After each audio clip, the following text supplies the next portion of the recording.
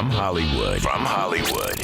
Welcome to the Rat's Ass Podcast with Mojo Elliott. Well, happy day after tax day, you Mama Lukes. How you feeling? Did you have to write a check? Well, if you did, on behalf of all the illegal freeloaders, courtesy of the Democrats, thank you. Thank you very much. Who gives a rat's ass? From the Mojo Dojo overlooking Malibu Lake, here we go on another stimulating, action-packed adventure. Let's do it. Here's what's on tap on the rap. He's no longer a king. He's the Antichrist. I don't know whether to laugh or take pity on New York shitty. And what's up with all the ghosting these days? What's wrong with you people? Have you ever wondered what your coworkers call you behind your back? We're going to break some code. Wait till you hear this. And brace yourself for more Praise Be to Whitey. Another round of Fed trauma is on the way. I'm going to rough you up with Total Recall soon. Plus, our usual lunacy and loose behavior, including What Say You and Mojo's Fucking Funny. That's what's happening today on the Rat's Ass Podcast for Thursday, April 16th. God bless you for being here. All right, I have the first 10 cities mapped out for my Have a Good Time But Get Out Alive tour. You can check them out on the blog at ratsasspodcast.com. The first three, you know about San Diego already on May 4th. Then comes Phoenix.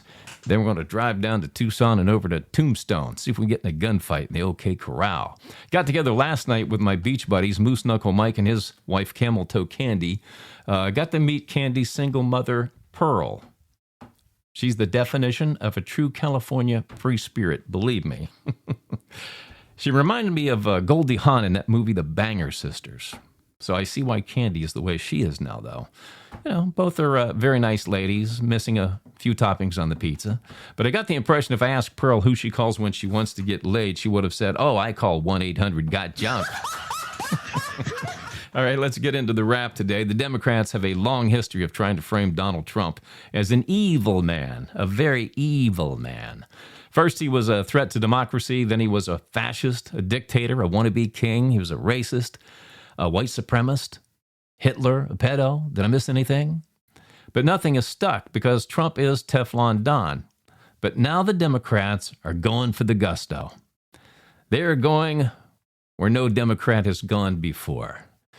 That's right. There's no coming back from this one. What is Donald Trump now? A motherfucking Antichrist! He's what? A motherfucking Antichrist! Can you smell the desperation? Donald Trump is now... A motherfucking Antichrist! Yeah, how can you take these Democrats serious when you hear all of that mess? I mean, these are the people who want to make laws that affect your family and your lifestyle. Is that what you really want? This is where incompetence is born, ladies and gentlemen.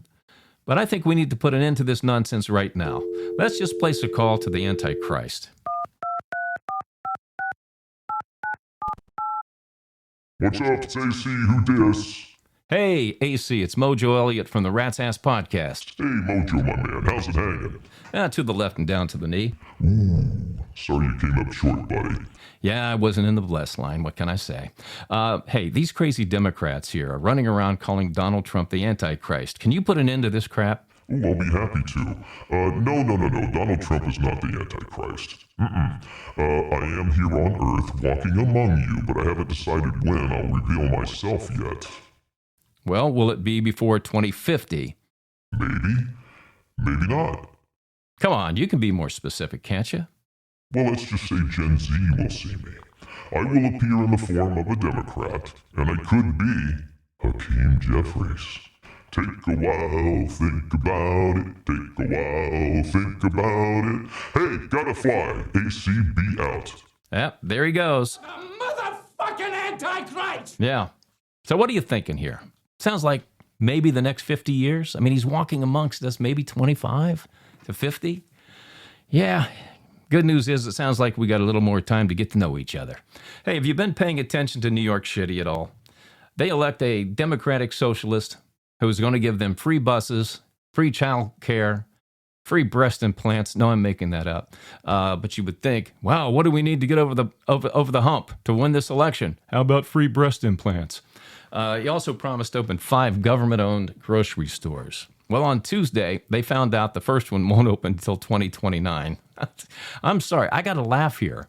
Okay, I got to laugh at this. I feel bad because I know it's affecting one of our biggest, well, the biggest city in the United States. But It's not going to open until 2029, which is at the end, pretty much close to the end of his first term, costing $30 million. You know they're lowballing that. It's going to cost a hell of a lot more than $30 million. And it's only going to have a section of baskets with food specials. Okay? Is that what you thought? Here's what you thought.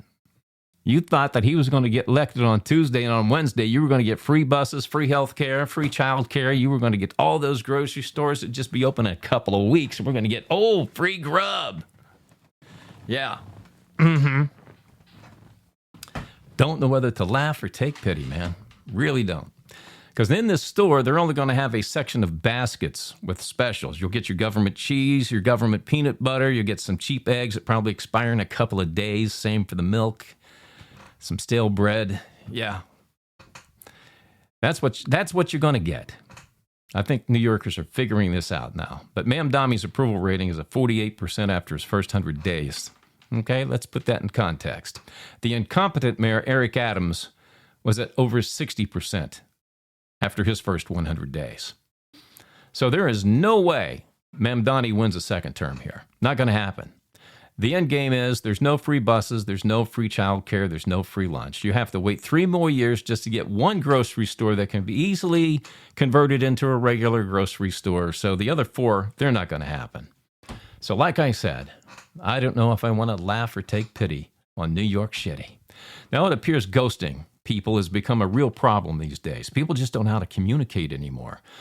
They'd rather just disappear than have a potentially difficult conversation, or maybe they feel like, hey, if I just ignore them, I can save my own sanity. I don't know what it is, but it's not right. Let's take The Office for an example. You've been interviewing for a job, talking to a hiring manager. You're in the process, you're communicating back and forth email every other day, and you're thinking you're feeling good about this job. Then suddenly, nothing. All correspondence stops. 2 or 3 weeks go by and you find out through the grapevine they hired somebody else. You didn't hear anything from the hiring manager. Now, I don't know what the problem is here. You can have a form rejection letter and just put the candidate's name at the top and sign it. I can do 10 of those in 5 minutes when I was running 54 radio stations. Wasn't difficult. That's unbelievable to me that you can't return an email thanking a candidate for interviewing. What's worse is you have internal managers who refuse to communicate with their staff. They go quiet and ignore like maybe a serious situation. Somebody submits a proposal. The employee doesn't hear back. It just tears down their ego. And they don't want to come to work on some days because my boss isn't talking to me. Is he mad at me? Is she mad at me? What's going on? I sent them that proposal. I thought it was pretty good. And what a manager is supposed to do when you get a proposal, you look at it and you say, this is really good. Let's work on this over here, but I really enjoyed this over here. It's not difficult. Okay, somebody requests feedback on something. These go unanswered. You know, if it got back to me that one of my managers was ghosting like that, I would have fired them in a nanosecond.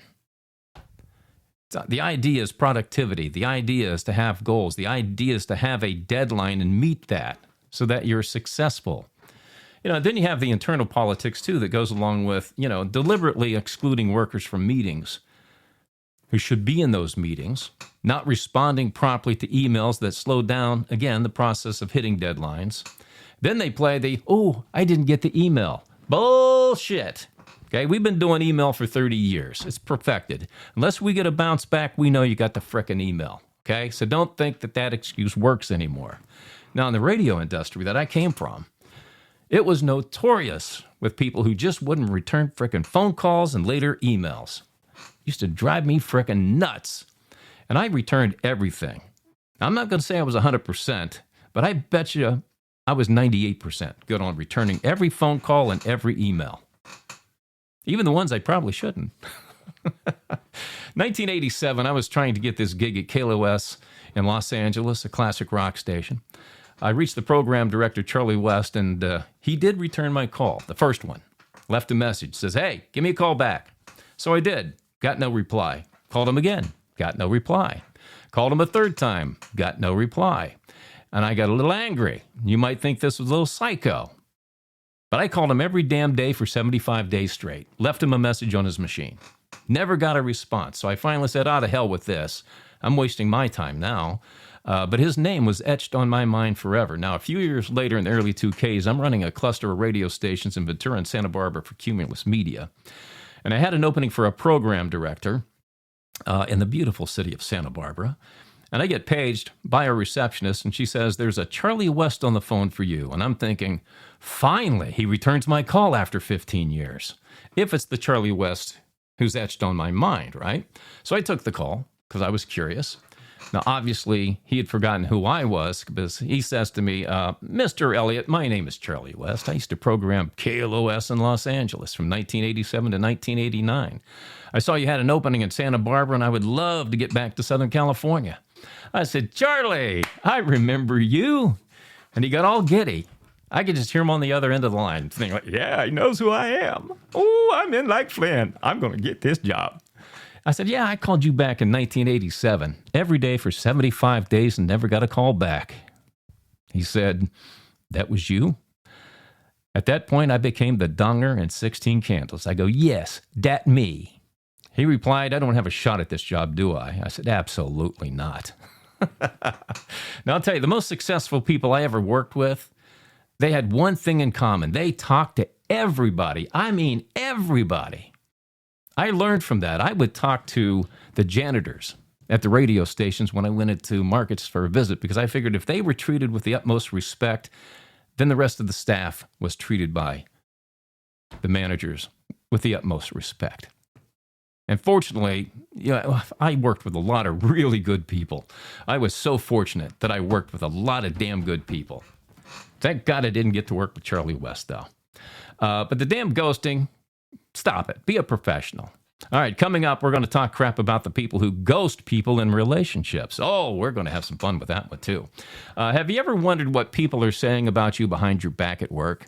When you hear these names, if you hear these names tossed around your presence, they're not being nice, all right? If you hear that you're being called a Kit Kat, that's because you're always looking to take a break. If you're called a butter knife, you're not the sharpest knife in the rack. If you hear that they're calling you a Justin, that's because you're doing just enough work not to get fired. And if you're called E.T., it's because you have a reputation of always wanting to go home. Well, they sounded funny when I read them at first. Yeah. All right, the non-whites in America like to claim white people didn't do shit. So I'm making it my business to offer up 3 things white people created on every episode until we exhaust them all on a little feature that we call Praise Be to Whitey. Now, I've hit you with 13 so far, so listen up. I got 3 more right now. Things that Whitey invented, and you didn't. All right, let's start with something very simple like the light bulb. Then Whitey went nuts and invented the automobile. And just for shots and giggles, in the back of some garage, Whitey invented the spacecraft. Yeah. So would you please give it up for Thomas Edison, Carl Benz, and Sergei Korolev? Yeah.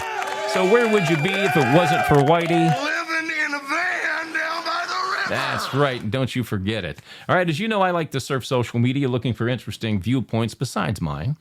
If this one doesn't hit you square in the taint and motivate you, nothing will. I found him on InstaBitch. This is Jason Lamar. If you tell the average person that you don't drink alcohol, they look at you like you're crazy, as though you're the weird one for not partaking in the recreational consumption of poison. But tell those same people about that time that you got drunk, blacked out, and woke up in a bush, and they think nothing of it. If you actually give a fuck about the things that you eat and turn down anything unhealthy, then you are too extreme. Apparently, there's something wrong with caring about how you look and feel. But if you order all of your food from DoorDash while complaining that you can't lose weight, nobody bats an eye. If you never miss a workout, you're obsessed. But if you never miss a football game, you're dedicated. Everyone will cheer for you while you're wasting your potential. But they turn on you the second you start trying to maximize it because they've been conditioned to support mediocrity and shun growth. This is why 74% of people live paycheck to paycheck and 67% are overweight. If you want to fit in, go get fat and be poor. But if you actually want to accomplish anything worthwhile, then you're going to have to deal with the majority of people not liking you. But take a look at them. Is that really such a bad thing? He's got a face like a white baby's butt. Oh, it's so cute. Let me squeeze it. Here's Mojo Elliott with his spin on sports on the Wrap. You know what? I don't talk about hockey enough. But since the regular season ends tonight and the playoffs are about to begin, we will. I'm happy to see my Pittsburgh Penguins back in the playoffs after a 3-year absence. And who do they face? First time in 3 years, the Philadelphia Flyers. These guys beat the hell out of each other, and it's round 1. So by the time round 2 rolls around, whoever moves on, they're going to be battered and bruised, but it's going to be an awesome series. The NBA play-in wraps up tomorrow night. Charlotte is playing Orlando. Golden State plays Phoenix. The winners will advance to round 1 of the NBA playoffs that start on Saturday. Received a few emails from out of the blue from guys asking me about what I thought about LIV Golf probably going belly up after the 2026 season. Let me be straight, guys. I don't give a rat's ass about golf. It's not a sport. Okay, to me, it's no different than playing croquet. You put a little ball on a tee and you whack it to see how far you can hit it, and then you count how many strokes it takes to put the ball in a little hole by walking or driving a cart to find where the ball landed, right? There is no human body-to-body contact. And to me, that is not a sport, ladies and gentlemen. That's just a game. Big difference. And that's my spin on sports today on The Wrap. Rat's Ass Podcast. Head Trauma. All right, the name of the game is called Total Recall. I'm going to give you 4 historical events, and you have to put them in the order they happened, first to last. All right, here we go. Actor Rock Hudson shocks the world when he dies from AIDS. The United States boycotts the Moscow Olympics. Operation Desert Storm ignites the Persian Gulf War. And Elvis Presley has a fatal heart attack while sitting on the porcelain god dropping a deuce. Okay, one more time. Actor Rock Hudson shocks the world when he dies from AIDS. The United States boycotts the Moscow Olympics. Operation Desert Storm ignites the Persian Gulf War. And Elvis Presley has a fatal heart attack while sitting on the porcelain god dropping a deuce. Okay, put them in the order they happened, first to last. Chew on that for a while, and I'll have the answer for you coming up on the podcast. It's time for some loose behavior on the Rat's Ass Podcast. All right, it's been one hell of a week, so let's laugh a little. Here is Mojo's Fuggin' Funny. This is Brad Upton. Married 30, been together 37 years. We have a 22-year-old son, a 20-year-old daughter. They both drive, of course. You know what that means? As soon as they get in the car, they take over the radio station. I have to listen to the worst music I've ever heard in my life. You know what? I figured out to get a change of station. Sing along. Honey got a booty like pow, pow, pow.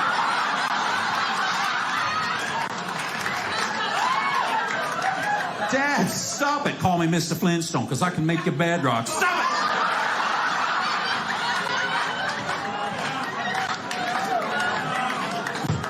Why are you doing that? I blame it on the alcohol.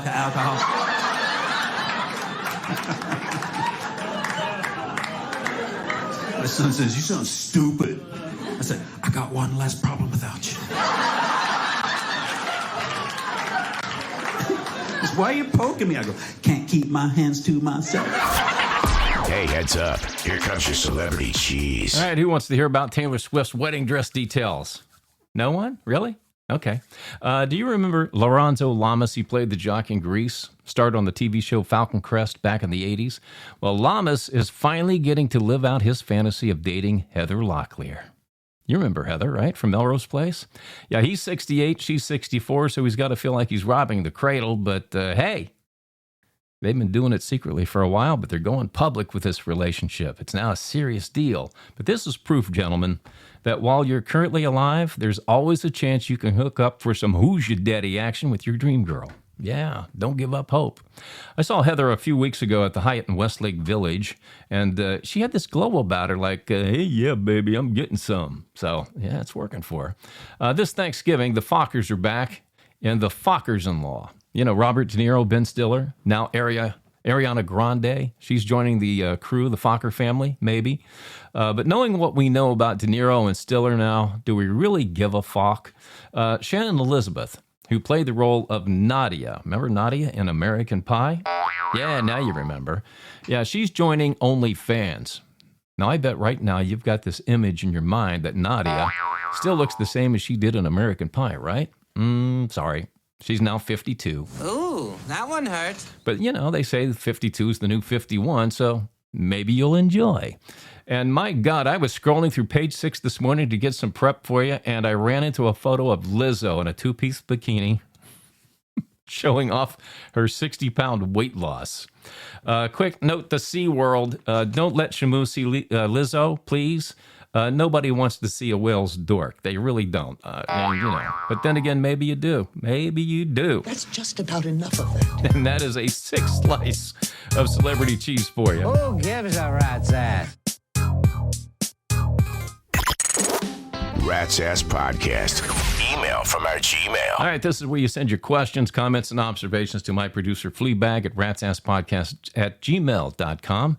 And anything goes. The more outrageous and salacious, the better. And it is impossible to offend me.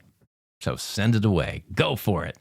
All right, Fleabag lined up a bunch of ghost stories for us today because from what I've been reading, ghosting is at an epidemic proportion in this country. Nobody knows how to communicate anymore. Everybody just says, I'm not going to deal with it. Derek K. Newport Beach, California, said, I've been with my girlfriend for 5 years. And over the past 2 years, we've been dealing with a long-distance relationship. Over the past 2 months, she started ghosting me. It's put me in limbo. What do you recommend? Well, according to an AI study I read preparing for today's ghosting theme, this might be hard to hear, Derek. But when ghosting occurs after a long relationship, there is a 70-75% chance she has moved on with someone else. Hate to tell you that. I found a video on social media a while back that I haven't been able to find, but I saved it. I'm still trying to look for it here while I'm talking to you because I think that you need to hear it from a female perspective. See if I can find it here. It's either on Facebook or it's on TikTok. Maybe it's on Instagram. Could be on Threads. Let's see. Yeah, here it is. I found it for you. Yeah, listen to this, and maybe it'll give you some help, and you'll understand it from a female perspective. Never trust a woman who does this. I don't care how much she likes you. I don't care how much you guys get along. The moment she does this, it's done. Never trust a woman that just disappears with no explanation, that just ghosts you. And I'm going to tell you why. Because the reason goes a lot deeper than you think. The woman that goes ghost doesn't respect you. I don't care how difficult life gets. I don't care how interested or uninterested they are in you. It is human decency to let another person know what's going on. All right, Abigail S. in Stevens Point, Wisconsin says, I went on 3 dates with this really nice-looking guy, but because I wouldn't put out, he's ghosting me. Should I go out with him again if he does reach out? I wouldn't, Abigail. I wouldn't do that. Sounds like a game player. He thinks if he ignores you and then eases his way back into your life, you'll be easier to crack after going silent. I'd say he's one of those potential hit it and quit it kind of guys, so I'd say move on. Rudy Keterman, Raleigh, North Carolina. I went out with this girl I met online. I had a great time with her. I took her out to a nice dinner and a movie, but when I reached out to her, she ghosted me. Then I ran into her 2 weeks later, and she acted like she didn't know who I was. What the hell was her deal? Rudy, this sucks, man. But this has been going on for a long time, even before social media. There are women who will go out with guys just to get a free meal and some entertainment. It's just what they do, okay? So again, don't worry about it. Just move on. Jonathan Riley, Burlington, Vermont. I met this really cool girl about a month ago, and I played it cool and ghosted her for about 3 weeks. When I finally reached out to her, she ghosted me back. See? You missed out on a nice girl here, Jonathan, probably. Jonathan, the rule is 3 days, not 3 weeks. I sincerely hope you're enjoying your visit from Mother Palm and her five daughters, though. Sarah Timmons, Henderson, Nevada. I ghosted a lot of guys over the years, and I didn't think anything of it. Then I met a guy who I really, really liked. We had a lot of fun, went out a few times, and we finally had some great sex, and then he ghosted me. Was that karma paying me back? Yeah, I'd say so. I'm a big believer in karma. I mean, it doesn't usually come in spades when you expect it to, if you're the person that gets burned. But yeah, karma will catch up with people in this. I've seen it happen a lot during my time on planet Earth. So if you did a bunch of guys dirty, I would say odds are at least one is going to do you dirty back, and it will probably be the dirtiest experience you ever had. So watch karma, because it is a bitch, folks. So don't ghost. Play fair. Always ask yourself, how would I feel if someone ghosted me? Now, this idea of no response is a response is just cruel. And today, I know that's the big popular thing. When I read these things that I do in Psychology Today, Reddit, this is what people believe. No response is a response. No, it isn't, but it's not classy. It's just not. Okay, so I'm sorry. Sorry I didn't have a better story for you on that. To encourage you more to ghost. No, I'm not going to do it. I'm going to make it easy for you. Email or text. I'm sorry, but my circumstances have changed. I can't see you anymore. Or, I'm sorry, my circumstances have changed. I'm seeing somebody else. All the best. Just sign your name. That's it. Done. Then you never have to respond again.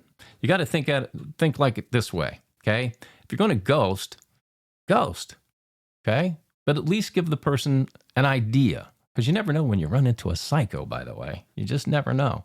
So just be cool, all right? How's that for some ghost stories? Rat's Ass Podcast. Head trauma. All right, playing Total Recall today. Earlier, I gave you 4 events from the past, and you have to put them in the order they happened first to last. Let's review. Actor Rock Hudson shocks the world when he dies from AIDS. The United States boycotts the Moscow Olympics. Operation Desert Storm ignites the Persian Gulf War. And Elvis Presley has a fatal heart attack while sitting on the porcelain god dropping a deuce. All right, did you figure it out? Did you put them in the order that it happened first to last? If you said Elvis, the Moscow Olympics, Rock Hudson, and Desert Storm, Yeah, baby. Congratulations, you got it right. If you missed it, though, go see the doctor about your head trauma. Do get well soon. All right, I got a split. I have an appointment today to get a quote to see how much it's going to cost to get my head examined. But first, is this real or is it riffraff? Are you aware that leaving the water running when you're brushing your teeth wastes 4 gallons of water per minute? That's a lot. Alexa, is that real or is it riffraff? Mojo, this is 100% true again. Well, what about for people in Arkansas who only have 1 tooth? It doesn't matter, it's 4 gallons per minute regardless of how toothless you are. Okay, well, how about this, Alexa? What's better, dentures or implants? Is this for you or someone else? Anyone faced with making a decision between dentures or implants? Implants are better, but for you, try brushing with crazy glue. Oh, great. Okay, there's the muzzle for you. See you next week. Get the fuck out! Yeah. Bye-bye, Alexa. Welcome to Rat Nation. Darius Hayes of Baltimore, Maryland, Matt Lagarde of Jacksonville, Florida, Shella McMasters of Dallas, Texas, and Mike L'Oreal of Carlsbad, California, and around the world to listeners in Medellin, Colombia, Johannesburg, South Africa, and I think this is a first time, Tel Aviv, Israel. Is that the first time from Israel? Fleabag? It is. Great. Well, welcome to the show. Appreciate you listening to the Rat's Ass Podcast. Now's your chance to be one of the few and the loud. Join Rat Nation at ratsasspodcast.com. Membership does have its rewards, you know. All right, that's it for this episode of the Rat's Ass Podcast. Go to ratsasspodcast.com to visit our hub and listen to previous episodes. Read the blog. It's loaded with lots of hot topicality.